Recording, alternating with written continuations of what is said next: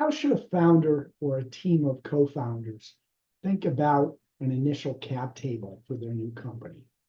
How should they split the equity amongst themselves initially before considering investors?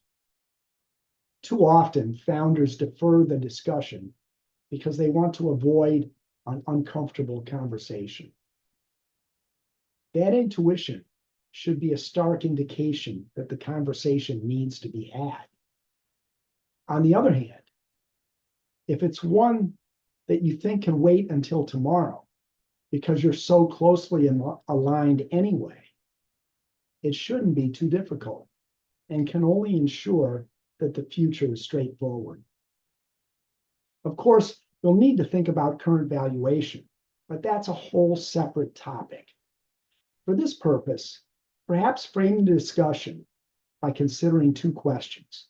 First, what are the needs of the business, and how does each founder fit in terms of addressing those needs? There needs to be a transparent conversation about how each of you defines personal lifestyle and commitment. Is one's talents particularly suited to tackling an especially vexing problem? Will one ultimately act as CEO? As the business grows, the CEO will perhaps need to remain more involved in the everyday requirements of the business than the other founders. I think the second question is to think about what success means for the business. Founders are likely to spend more time with one another than they do their own families. I haven't met a life sciences founder yet who started their journey thinking about money. They think about patients. So these are the people with whom you will celebrate that success. What do you want it to be like?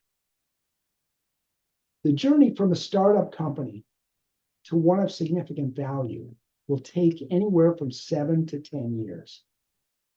During that time, any startup is going to face challenges and timetables that are unforeseen and may become the responsibility more of one founder than another.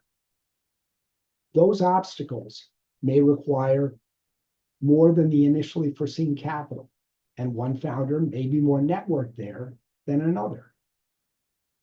All of these things require flexibility. That's why a dynamic split that starts with equality and then evolves with performance and milestones among the founders can make a lot of sense. Airbnb's three co-founders initially split the equity 1/3 each with a 4-year vest, and importantly, a performance-based equity grant that rewarded reaching certain goals. They also allocated a portion for future employees. There's no one right way to split equity between co-founders. Bill Gates and Paul Allen, co-founders of Microsoft, split the equity 66-34. And though Microsoft ultimately grew to be, well, Microsoft, the personal rift that grew between the two must have been not only personally debilitating, but may have affected the company in ways unknown. Approaching the matter thoughtfully early on can align interests and motivations. Executing an agreement with built-in flexibilities can align future dreams with changing realities.